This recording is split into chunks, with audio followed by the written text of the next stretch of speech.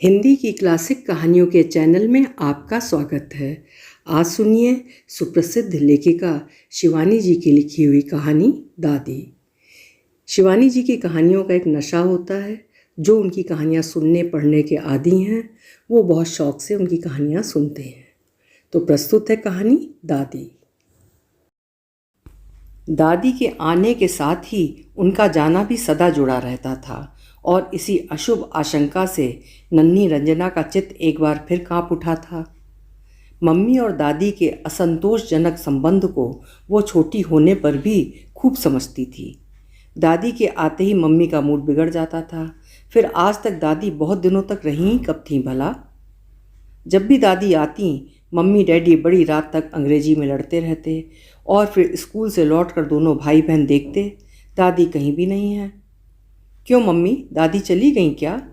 दोनों तुनक कर एक ही प्रश्न पूछते। हाँ चली गई, मम्मी ऐसे स्वरों में उत्तर देती कि दोनों सहम कर चुप हो जाते। इसी से आज रंजना विशेष रूप से दादी से लिपट कर अभयदान की याचना करने लगी। प्रॉमिस दादी, तुम इस बार भागोगी नहीं। दादी की कोटरग्रस्त आंखें स्नेहाश्रुओं से छलक उठीं। ठीक ही तो कहते हैं गुणीजन, हंसिया अपनी ही ओर काटता है। हजार हो, हैं तो दोनों उसी के रक्त मांस मज्जा के टुकड़े। हाय मेरी लाड़ो, तुम्हें छोड़कर कहाँ जाऊंगी भला। आश्वस्त होकर हाथ का बस्ता हिलाते दोनों सीढ़ियाँ उतर गए। स्टेशन जाने से पहले बड़ी बहू जो डंक दे गई उसकी पीड़ा की साल पौत्री के स्नेह ने सींच कर रख दी। बड़ी बहू के परिवार को लेकर पिछले शनिवार को छोटी के पास पहुंची थी। करती भी क्या, जोधपुर में मरे पाकिस्तानी बम ओले से बरसने लगे थे। पुत्र ने ही जिद कर दोनों सास बहू और 3 बच्चों को छोटे भाई के परिवार के साथ रहने भेज दिया था। छोटी बहू के साथ रहना जानबूझकर ही मक्खी निगलना है, ये सास भी जानती थी और बड़ी बहू भी। बड़ी बहू की चिंता का समाधान उसने स्वयं ही कर लिया था। दूसरे तीसरे दिन वो मायके चली जाएगी। बड़े पुत्र की नौकरी साधारण थी, बहू साधारण थी और बच्चे भी साधारण। इसी से जेठानी का आक्रोश देवरानी पर ही उतरता। एक तो ये रक्त संबंधी कुछ ऐसा कठिन है, चाहे 2 सगी बहनें ही जेठानी देवरानी क्यों न बने, उनकी मैत्री का क्रम जीवन भर हिंदी चीनी भाई भाई का निरर्थक नारा लगाता दम तोड़ ही देता है। और फिर बड़ी बहू का पक्ष सबल भी था। सास को वही रखती थी। छोटी की गृहस्थी बैरा बटलर की थी, पति फौजी उच्च पदस्थ अफसर था, बच्चे अंडा खाकर स्कूल जाते थे।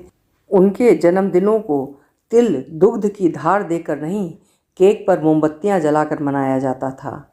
अम्मा जी के चौके में सर्वदा 144 धारा लागू रहती थी। कोयले की लक्ष्मण रेखा खींचकर सास अपनी सीमा स्वयं निर्धारित कर लेती थीं, पर निर्लज्ज बर्बर शत्रु की भांति छोटी बार बार उस सीमा का उल्लंघन जानबूझकर ही करती और खीस निपोड़ देती। हाय अम्मा जी, अब क्या होगा, चौका तो मुझसे छू गया। होता क्या, दूध दही में गुंदे आटे के नरम नरम पराठे से ममता तोड़ बेचारी सास के लिए आधे दर्जन केले या पाव भर सेव मंगा दिए जाते। बड़ी बहू के चौके में ऐसी सीमा उल्लंघन की घटनाएं बहुत कम होती थीं। इसी से सास वहीं चली गई थीं। पर देश की आकस्मिक स्थिति ने उन्हें फिर छोटी के द्वार पर ला पटका। इस बार स्थिति कुछ और डावाडोल थी। एक तो गृहस्वामी खास मोर्चे पर था, दूसरे गृह का भृत्य भी फौज में भर्ती होने चला गया था। संध्या के साथ ही अंधकार का तंबू तन जाता, उस पर कलेजा दहलाने वाला भोंपू डकराने लगता। कमरे के एक कोने पर शरणार्थी रूप में आए अपने ठाकुर जी के भरे पूरे परिवार को रख अम्मा जी छोटी बहू से गंगा जल सहेजने के लिए बोतल मांगकर लौटी ही थीं कि बड़ी बहू ने अग्निबाण ताक कर मार दिया था। खूब चढ़ाने वाले ठेकेदार पिता की पुत्री थी, इसी से चौड़े मुख की विस्की की सुंदरी बोतल को पहचान गई। क्या धरेंगी इसमें अम्मा जी? भेड़ी पुत्र वधू ने अपने 1.25 आंखों के कोण को सास के चेहरे पर टिका दिया था। गंगा जल, अम्मा जी ने सरल उत्तर दिया था। ठीक ही तो है, देवर जी की ही गंगा जल की शीशी दी है छोटी ने। खू खू कर वो पास खड़ी छोटी की ओर देख मुंह में आंचल ठूंसती बिस्तर बंद बांधने लगी थी। चाहती तो छोटी वहीं पर जेठानी के गंगा जल सेवी पितामह का विधिवत पिंडदान कर सकती थी, पर आज जा रही थी 1.5 अक्खी मरे सांप को क्यों कोचे? अकेली अम्मा जी रह जाएंगी। उनके आने से इधर सुविधा ही हो गई थी। क्लब जाना होता नहीं था। संध्या को साथ सब्जियां बना देती थीं। दोनों बच्चे भी कभी कभी दादी के साथ ही खा लेते। उसको रात का खाना वैसे ही कहाँ पचता था। किसी दिन मन करता तो गैस के चूल्हे पर 4 फुलके सेक लेती। पर इधर पति का जन्मदिन था। प्रतिवर्ष दोनों इस जन्मदिन को महोत्सव के रूप में मनाते चले आए थे। फौजी क्लब में ठाटदार डिनर देते थे लेफ्टिनेंट कर्नल शर्मा। चीज़, मैक्रोनी, मुर्ग, नान और टर्की जैसे अलभ्य खाद्य सामग्रियों से मेज भर देती थी छोटी। आज वही पति मोर्चे पर बर्बर शत्रु का सामना कर रहा है। न भूख, न प्यास, न रात की नींद, न सपने। डार्लिंग, शत्रु को खदेड़ने के संकल्प में तुम्हारा सुंदर चेहरा भी भूलता जा रहा हूँ, उसने मोर्चे से लिखा था। पर नहीं, जन्मदिन अवश्य मनाएगी। संध्या को उसने अपनी फौजी बिरादरी की कुछ सखियों को बुलाया था। मिसेस दामले, कर्नल दामले की पत्नी, ब्रिगेडियर नंदा की तीसरे पक्ष की अल्हड़ नवविवाहिता, लेफ्टिनेंट कर्नल कपूर की दम्भी अर्धांगिनी सबको फ़ोन कर चुकी थी। साधारण खाना होगा भाई, इस मनहूसी में क्या आडंबर शोभा देगा, उसने हंस हंस कर सबको थोड़ा बहुत आगाह भी कर दिया था। एक तो नौकर नहीं था, उस पर बत्ती का अंकुश। अम्मा जी गजब का रायता और नौरतन की चटनी बनाती थीं, पर कहे किस मुँह से? उनका प्रदोष का व्रत था। उस पर मुँह जली रंजना के लिए गुड़िया बना रही थीं। जितना समय चीथड़ों की गुड़िया में बर्बाद कर रही थीं, उतनी देर में कितनी सब्जियां, रायता, चटनी बना सकती थीं। पर ऐबी रंजना के पेट में भी तो बीसियों उत्पातों के जोंक कुलकुलाते रहते हैं। एक बड़ी सी चलने फिरने वाली गुड़िया तो अभी अभी उसके पिता ने उसे वियतनाम से लाकर दी थी। सुनहले बाल हिला हिलाकर वो मम्मी भी पुकारती थी। पर यही तो वो नहीं समझती थी। रंजना को ये गुड़िया पहले खूब अच्छी लगती थी। उसने उसे चूम चूम कर इतना गीला कर दिया था कि मम्मी ने उठाकर ताक पर धर दी थी। ऐसी भी क्या गुड़िया जिससे खेल भी ना सको? उसकी आया की बिटिया रहीमन अपनी महाकर्दे नकटी गुड़िया की नुची नाक में पीतल की बाली पहनाकर 3 बार ब्याह कर चुकी थी। ऐसी नम्र आज्ञाकारिणी गुड़िया चाहती थी रंजना। पिछले 3 घंटों से उसकी दादी उसकी गुड़िया की प्रसव वेदना से छटपटा रही थीं। सफ़ेद लट्ठे के कलेवर में कठपुतली सी 2 विस्फारित कर्णचुंबी नैनों की सृष्टि हो चुकी थी। नाक को सफ़ेद डोरे की घनी परतों से पुष्ट कर दिया गया था। होंठों के लिए मम्मी से लाल डोरा मांगने गई तो वो सब्जी छौंकने में हाथ जला चुकी थी। पुत्री की मांग सुनकर बौखला गई। मर जा छोकरी, ना जाने कहाँ से आ जाती है, हाथ जला दिया। रंजना सहम कर लौट गई। मम्मी का हाथ उसके जाने से पहले ही जल चुका था और वो उसे फूंक रही थी, पर क्या कहती? चटपट उसने अपने नए बैंगनी फ्रॉक की तुरपन का रेशमी तागा निकाल दिया और भागकर दादी के पास खड़ी हो गई। लो दादी, बैंगनी होंठ बना दो। मम्मी भी तो कभी कभी बैंगनी लिपस्टिक लगाती हैं, है ना रे संजय? उसका जुड़वा भाई बहन की किसी भी मत का खंडन करने का कभी दुस्साहस नहीं करता था। उसने हंडा सा सिर हिला दिया। चश्मा लगाए दादी नवजात गुड़िया के भावी विवाह का आयोजन बनाती पौत्र पौत्री के लिए कल्पना के स्वर्गीय कक्ष का द्वार खोलती जा रही थीं। 4 गज किनारी गोटा, आधा गज पीला और आधा गज लाल रेशम, गुब्बारे वाले पट्टे पर चिपकाए रांग के गहनों की पट्टी बेचता हैगा 10-10 पैसे में। छोटी छोटी पूड़ियाँ मैं उतार दूंगी। दोनों बच्चों की आंखें दादी को निगलती जा रही थीं। दादी, पर ब्याह किससे करेंगे दादी? इस ओर तो किसी का ध्यान ही नहीं गया था। यही तो मुख्य समस्या थी। आसपास के समृद्ध ग्रहों के बच्चे कॉन्वेंट में पढ़ते थे। वहाँ पीतल की नथ लटकाए रांग के आभूषणों से लदी इस सर्वथा भारतीय परिवेश में पली गुड़िया के लिए वर कहाँ जुटेगा? अंत में यही स्थिर हुआ कि दादी ही गुड्डे की सृष्टि कर पड़ोस में भिजवा दें। उधर अनाड़ी गृहलक्ष्मी चौके के मोर्चे पर संडासी और चिमटे से जूझ रही थीं। आज तक जब भी इस ग्रह में दावतें हुईं, गृहिणी सर्वथा आँच से खिंची खिंची रहीं। इसी से आँच ने भी प्रतिशोध ले लिया। बिना किसी पूर्व सूचना के ही फरफरा कर गैस की लौ ने दम तोड़ दिया। टेलीफोन बिगड़ा धरा था। पत्थर की अंगीठी उसके बाप दादों ने भी नहीं सुलगाई थी। कुछ भी तो नहीं बना था। इतने में ही न जाने कहाँ से स्वयं बृहस्पति देवता उसके सम्मुख हंसते हुए खड़े हो गए। बीबी जी नौकर रखेंगी सरकार? छोटी ऐसे चौंकी कि छुरी हाथ से गिर पड़ी। उससे आंखें मिलते ही उस अपरिचित व्यक्ति ने अपना प्रश्न फिर से दोहराया और नम्रता से हाथ बांधे दोहरा हो गया। कैसा सुदर्शन चेहरा था, एकदम बड़े घर का कोई लाड़ला जैसे रूठ कर चला आया हो। खाना बनाना जानते हो? छोटी ने तटस्थ होकर अपने पहले प्रश्न का तमंचा दागा। ग्रैंड का हेड शेफ रह चुका हूँ सरकार। साइकिल चला सकते हो? बच्चों को स्कूल पहुँचाना होगा। मोटर भी चला सकता हूँ मेम साहब, मैकेनिक भी रह चुका हूँ। वो हंसा और उसके स्वस्थ दांतों की उजली मुस्कान ने छोटी को जीत लिया। जात क्या है जी तुम्हारी, और नाम? छोटी ने जानबूझकर ये प्रश्न पूछा क्योंकि सास न जाने कब उसके पीछे आकर खड़ी हो गई थी। उस सुदर्शन युवक ने हंसकर अपने झोले से कागजों का एक मुड़ा पुलिंदा निकालकर उसकी ओर बढ़ा दिया। विभिन्न सर्टिफिकेटों में स्पष्ट टाइप के अक्षरों में भोलानाथ त्रिवेदी के कार्यपट होने की मुक्त कंठ से प्रशंसा की गई थी। कान्य कुब्ज ब्राह्मण, साथ ही ऐसा हंसमुख, अपने कुल के ब्रह्मास्त्र से भोला ने अम्मा जी को भी धराशायी कर दिया। चटपट भोला को नियुक्ति पत्र मिल गया। ऐसे हीरे के टुकड़े को हाथ से जाने दे, ऐसी मूर्खा नहीं थी छोटी। आसपास कई प्रतिवेशनियों के भ्रत्यहीन जीवन के दारुण संघर्ष से वो अनभिज्ञ नहीं थी। मुंह मांगी तनख्वाह पर उनमें से कोई भी भोला को रख लेगी। 20 रुपये खुराकी पर भोला ने पिछवाड़े के सागर पेशे में अपना डेरा डाल दिया। दोनों बच्चे भोला को देखते ही लट्टू हो गए थे। कैसा अंग्रेज सा गोरा था, मूँछों के बाल कैसे थे, एकदम सोने के से तार। हंसी को गले ही में ऐसे घुटक कर हंसता कि दोनों कंजी आंखें मुंद जाती थीं। उस पर बढ़िया गोश्त बनाता था। 8 ही दिन में भोला ने घर की गृहिणी और बच्चों को मोह लिया। एक अम्मा जी पर उसका जादू नहीं चल पाया। मरा कंजा है बहू, कैसी बिल्ले सी आंखें हैं, वो कहती तो छोटी टोक देती। आप भी कैसी बातें करती हैं अम्मा जी, आंखों से हमें क्या लेना देना, हाथ में तो गजब की फुर्ती है। हर दम हंसता रहता है। एक बिशन सिंह था मुआ, एक दो ही मेहमान आ गए तो मुंह फुलाकर कुप्पा। यहाँ आजकल घर दिन रात होटल बना रहता है। अम्मा जी ने बहू का प्रच्छन्न व्यंग समझ लिया। इधर लगातार उनके भांजे भतीजे उनकी कुशल मंगल पूछने चले आ रहे थे। इसी से गृह को होटल के विशेषण से विभूषित किया गया था। इतनी सीख हमारी गांठ बांध लो बहू, नौकर हो या मेहरी, अगर काम में तेज है तो मालकिन को चूना लगाने में भी तेज होंगे। नौकर तो मूर्ख ही रखना चाहिए बेटी। पर छोटी बहू के नक्कार खाने में अम्मा जी की तूती का स्वर शून्य में विलीन होकर रह गया।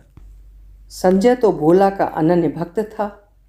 He is a terrific shot mummy. हवा में पैसा उछाल कर मेरी एयरगन से छेद देता है, गजब का निशाना है। संजय की आंखें प्रशंसा से चमकने लगती। रेडियो से खबरें आती तो भोला खरगोश सा चौकन्ना हो जाता। हमारी फ़ौज पाकिस्तानियों को पटापट पटक रही है, लाहौर का हवाई अड्डा भी हमने ले लिया। नन्हा संजय जोश में आकर हवा में मुट्ठियाँ चलाने लगता। भोला की चिंतातुर मुद्रा देख छोटी का हृदय गर्व से भर उठता। कैसा जागरूक नागरिक है, हर बुलेटिन को सुनने तवे की रोटी छोड़कर भाग आता है। रात को नित्य भोला घूमने निकल जाता था। इसी बात को लेकर अम्मा जी ने छोटी को एक दिन झाड़ दिया। क्यों री बहू, ये निगोड़ा रात को जाता कहाँ है? जब तू तनख्वाह पूरी देती है तो कुछ कहा कर, गृहस्थ का घर है, ना जाने कब कौन सी ज़रूरत आ पड़े। पर छोटी ने कुछ नहीं कहा। असल में वो दूध की जली थी, इसी से मट्ठा भी फूंक फूंक कर पीती थी। पिछले नौकर विशन सिंह से एक बार रात को सिनेमा न जाने को कहने पर उसने त्यागपत्र दे दिया था, कहीं भोला भी न चल दे। मेरा काम तो कर जाता है अम्मा जी, चाहे जहाँ जाए मेरा क्या। कहने को तो वो कह गई, पर मन ही मन उसे चिंता का घुन लग गया था। 1-2 दिन से भोला उसके लिए उलझे ऊन के घोले की भांति ही नित्य अधिक से अधिक उलझता जा रहा था। रात का खाना निपटा कर वो बड़ी हड़बड़ी में एक झोला लेकर निकल गया था। आधी रात को गुसलखाने जा रही थी तो देखा, चोर की भांति भोला दबे पैरों अपने सागर पेशे की ओर जा रहा था। साथ में बड़ी बड़ी मूँछों वाला फिल्मी खलनायक सा एक महाकुत्सित व्यक्ति भी था। अब क्या करे? क्या अम्मा जी को बता दे? और कहीं पूछने पर भोला का कोई निरीह आत्मीय निकला तो अच्छा भला नौकर भी हाथ से चला जाएगा। दूसरे दिन हंसता मुस्कुराता भोला चाय लेकर आया तो वो कुछ पूछ नहीं सकी। कल एक दोस्त के साथ पिक्चर देखने चला गया था मेम साहब, इसी से उठने में देर हो गई। उसने अपनी दंत मंजन के विज्ञापन की सी उजली मुस्कान का दर्पण चमकाया। ऐसी नम्रता की बाढ़ में भला किसका क्रोध न बह जाता। ठीक है भोला, तुम चटपट अम्मा जी को कलई के गिलास में चाय दे आओ, आज उनकी एकादशी है। अभी लीजिए सरकार। भोला हवा के खुशनुमा झोंके की भांति आकर चला गया। पहले अम्मा जी किसी भी तरह उस नए नौकर के हाथ की चाय पीने को राजी नहीं हुई थीं, पर बहू ने बार बार उसके कान्य कुब्ज ब्राह्मण होने की पुष्टि की तो उन्हें मानना ही पड़ा। पर उसी एकादशी को उस नवीन ब्राह्मण का ब्रह्म तेज स्वयं ही फीका पड़ गया। शेर की खाल के नीचे गीदड़ का सिर बुरी तरह झांकने लगा। मम्मी मम्मी, भोला नमाज पढ़ता है, नमाज।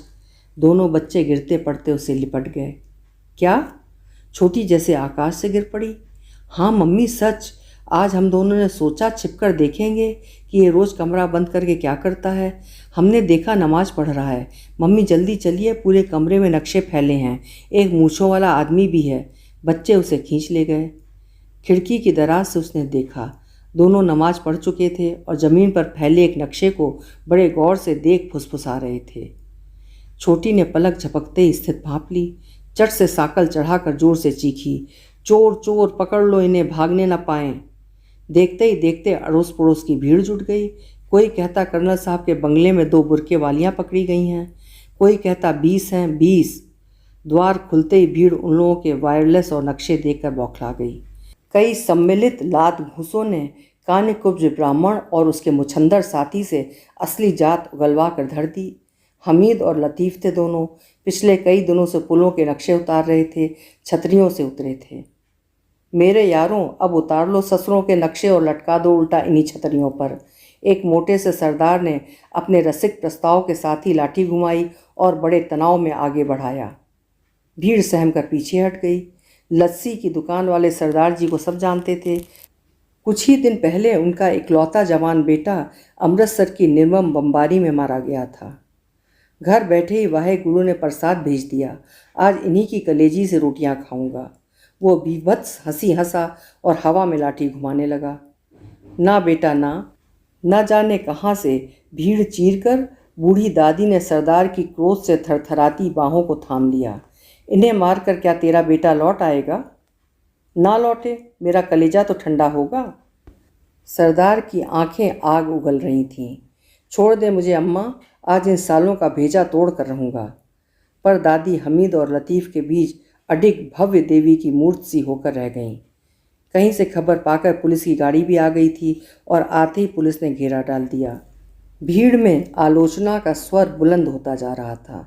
न जाने कहाँ से आ गई बुढ़िया, नहीं तो यार आज मज़ा आ जाता। और क्या, पटापट खोपड़ियाँ खोल कर रख देता सरकार। हम ऐसे पाकिस्तान में उतरते, पकड़े जाते तो क्या वहाँ की भीड़ हमें छोड़ देती? अजी हमारी बोटियाँ कुत्तों को खिला दी जाती, कुत्तों को। यही तो हमारी कमजोरी है, मरना जानते हैं पर मारना नहीं। पुलिस दोनों को पकड़ ले गई तो धीरे धीरे भीड़ स्वयं ही छट गई। सास और बच्चों के साथ छोटी भी अपने बंगले में लौट आई। उत्तेजना से उसकी देह अभी भी काँप रही थी। इतने दिन सांप को मैंने आस्तीन में रखा अम्मा जी, कहीं डस लेता तो? उसकी सहमी आंखों में आंसू भर आए। दादी के हृदय ने उस सांप को क्षमा कर दिया था, पर संस्कारों ने अभी भी घुटने नहीं टेके थे। एक लंबी सांस खींचकर वो सोफे पर लुढ़क पड़ी। मुझे तो डस ही लिया बहू। पितृपक्ष की एकादशी के दिन मुआ गिलास भर चाय पिलाकर तार गया मेरे पुरखों को। अब आज ही रात की गाड़ी से काशी चल दूंगी। झरझर कर उनकी आंखें बरस पड़ीं। नहीं दादी नहीं, मेरी गुड़िया के लिए गुड्डा कौन बनाएगा? रंजना दादी से लिपट गई, पर नन्ही पौत्री के दुलार भरे बेड़ी के बंधन भी उन्हें नहीं रोक पाए। नहीं लाडो, मुझे आज ही काशी जाकर प्रायश्चित करना होगा। और रात की गाड़ी से दादी रंजना की गुड़िया को चिर स्वयंवरा छोड़ पुण्य सलीला भागीरथी में तिल पात्र और गोदान के साथ 120 डुबकियां लगाने का पावन संकल्प कर काशी चली गईं। अभी आप सुन रहे थे शिवानी जी की लिखी हुई कहानी दादी। कहानी आपको कैसी लगी मुझे भी बताइएगा। फिर मिलेंगे ऐसी ही किसी उम्दा कहानी के साथ। आपका समय शुभ हो, सुंदर हो।